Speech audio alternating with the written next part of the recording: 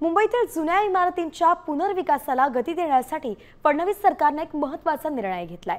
पुनर्विकासानंतर जुन्या भाडेकरूला नवीन इमारतीत जागा देताना नोंदणी फी माफ करण्यात आली आहे। महसूल मंत्री चंद्रशेखर बावनकुळेंनी ही घोषणा केली।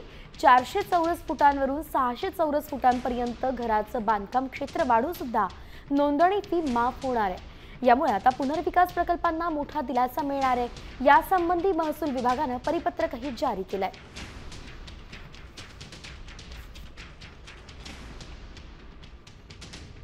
माननीय मुख्यमंत्री देवेंद्र फडणवीस जी यांना मुंबईतील भाडेकरू नागरिकांनी मोठ्या प्रमाणात निवेदन केले होते की भाडेकरूंना आम्हाला जेव्हा घर मिळतं, जेव्हा आम्ही रिडेव्हलपमेंटमध्ये जातो, तर भाडेकरूंना घर देताना की आता 600 फुटापर्यंत भाडेकरूंना घर दिलं तर आता मुद्रांक लागणार नाही। यामध्ये आता 600 फुटापर्यंत कुठलीही स्टॅम्प ड्युटी लागणार नाही। हा एक महत्त्वाचा निर्णय आम्ही घेतला। 15/10/2024 पर्यंत ज्यांनी लेआउटमध्ये घरं घेतले, छोटे छोटे तुकडे पाडले असतील, तर आम्ही तुकडेबंदी कायदा रद्द केला।